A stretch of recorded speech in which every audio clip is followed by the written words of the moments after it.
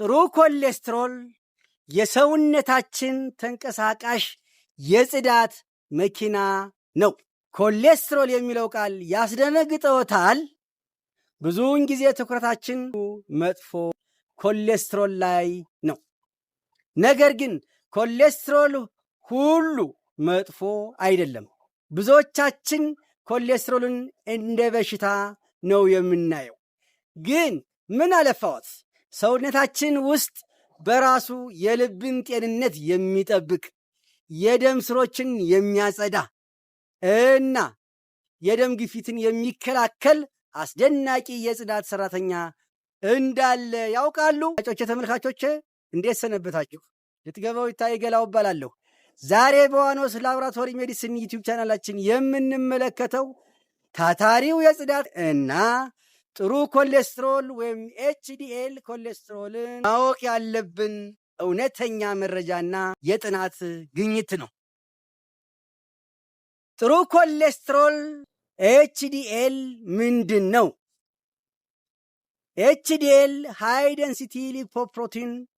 ኤችዲኤል የልቦና የደም ስሮ የጽዳት ሰራተኛ እንደሆነ አድርገው ያስቡት።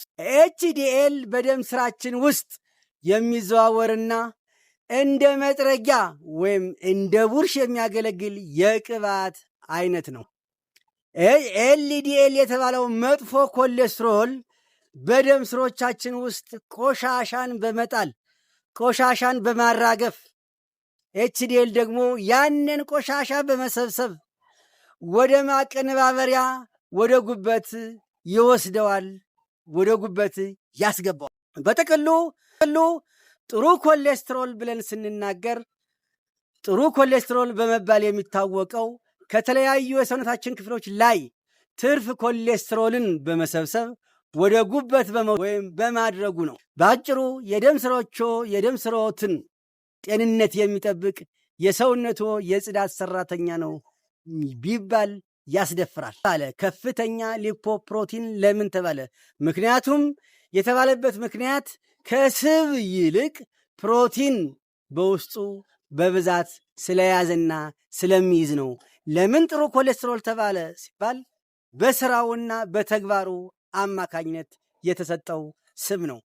በደም ስሮቻችን ውስጥ የተከማቸውን ከመጠን በላይ ኮሌስትሮል እየጠረገ ይሰበስባል።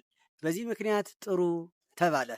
ይህንን የተሰበሰበውን ቆሻሻ ወይም ኮሌስትሮል ወደ ጉበት ይወስደዋል። ጉበት ደግሞ ኮሌስትሮሉን ወደ መፍጨት ሂደት በመላክ ከሰውነታችን እንዲወገድ ያደርጋል። በዚህ ምክንያት የደም ስሮቹ እንዳይደፈኑ እና የልብ ድካም እንዳይከሰት፣ ስትሮክ እንዳይከሰት፣ ደም ግፊት እንዳይከሰት ይከላከላል ነው። ኤችዲኤል ሳይታክት የሚሰራባቸው ዋና ዋና መንገዶች እነዚህ ናቸው። ከደም ስር ግድግዳዎች አርተሪዎልስ በኤልዲኤል ምክንያት ይደፈኑ የነበሩትን የደም ስሮች እየጠረገ ያጸዳል። ከዳሌ ከጭን እና ከሆድ አካባቢ በእነዚህ ቦታዎች የተከማቹትን ትርፍ ስብ፣ ትርፍ ኮሌስትሮል በመሰብሰብ ወደ ጉበት ያጓጉዛል። ሶስተኛው ከመከላከያ ህዋሳት ከማይክሮፌጅስ ወይም ደግሞ ከነጭ የደም ሴሎች የአረፋ ሴል ይሆኑ የነበሩትን ስቦች ወይም ኮሌስትሮል በመውሰድ የደም ስር መጥበብን ይከላከላል። ኤችዲኤል ይህንን ስራ ሳይታክት ስለሚሰራ የሚከተሉት መንገዶች ይጠብቃል። አንደኛ፣ የልብ ድካምን ይከላከላል። ወደ ልብ የሚወስዱ የደም ስሮች ኮሮናሪ አርተሪስ እንዳይደፈኑ በማጽዳት ደም በነፃነት እንዲፈስ ያደርጋል። ሁለተኛ፣ ስትሮክን ይከላከላል።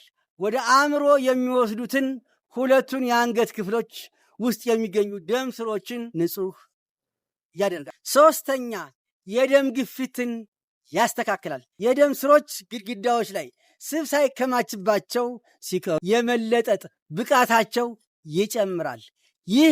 ይህም የደም ግፊት እንዳይጨምር ይረዳል። ኤችዲኤልን የምናገኘው ከየት ነው ስንል ከምግብ፣ ከፋብሪካ፣ ከሱቅ፣ ከተለያዩ ነገሮች አናገኝም። ስለዚህ ኤችዲኤል በሰውነታችን ውስጥ ነው የሚመረተው። ሰውነትህ እንደ ጥሬ ዕቃ ፕሮቲኖችንና ቅባቶችን ተጠቅሞ ነው ኤችዲኤልን የሚሰራው። ታዲያ እንዴትና የት ይመረታል ብለን ስንመለከት ከጉበታችን ይመረታል።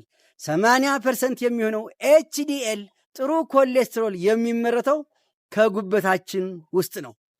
ሌላው ከአንጀታችን ይመረታል።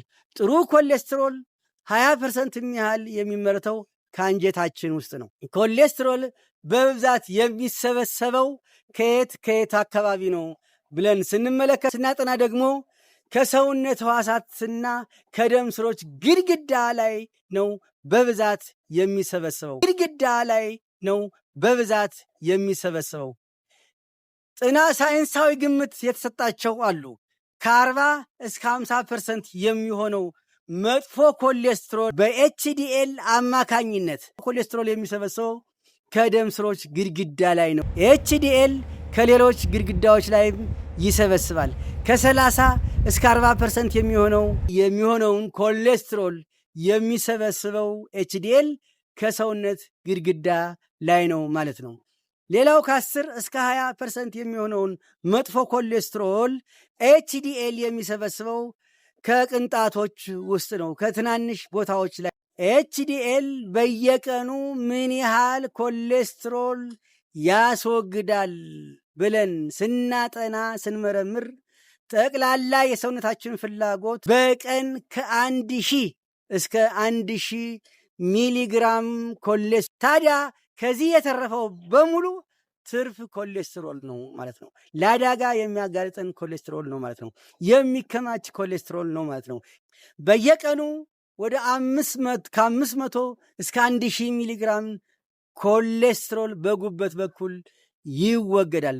ኤችዲኤል ይህንን ሂደት በማመቻቸት ለደም ስሮችዎ ንጽህና ትልቅ ሚና ይጫወት። ፍሬ ነጥቦችን ስንመለከት ደግሞ የጥሩ ኮሌስትሮል ወይም ኤችዲኤል የተጠራቀመን፣ ለምሳሌ ከደም ስር ግድግዳዎች የተጠራቀመን፣ ከልብ ግድግዳዎች የተጠራቀመን፣ ከዳሌ የተጠራቀመን፣ ከጭን አካባቢ የተጠራቀመን፣ ከጉበት አካባቢ የተጠራቀመን፣ ከራሱ ከጉበት ላይ የተጠራቀመን ኮሌስትሮል እየሰበሰበ ወይም እየጠረገ ወይም እያጸዳ ወይም እየቦረሸ ወደ ጉበት ያጓጉዛል፣ ወደ ጉበት ውስጥ ያስገባል። ጉበት ደግሞ የገባውን ኮሌስትሮል የማይጠቅም በመሆኑ ትርፍ በመሆኑ ምክንያት እየሰባበረ ወደ ውጭ ያስወጣል። ይህንን ስራ ሳይታክት ስለሚሰራ የልብን እና የደም ስር ጤንነትን ይጠብቃል። ስለሆነም ከስትሮክና ከልብ ድካም እንዲሁም ከደም ግፊት ይጠብቅልናል ማለት ነው። አድማጮቼ፣ ተመልካቾቼ እስቲ ሰብስክራይብ አድርጉ። ብዙ ኃይልና ብዙ ጊዜ ብዙ ጉልበት አይጠይቃችሁ። አድማጮቼ፣ ተመልካቾቼ የዛሬውን ትምህርታችን ርዕስ በዚህ ላይ ጨርሻለሁ። በሚቀጥለው ሌላ ቪዲዮ እስከምንገናኝ ድረስ ጤና ይስጥልኝ። ሰላም።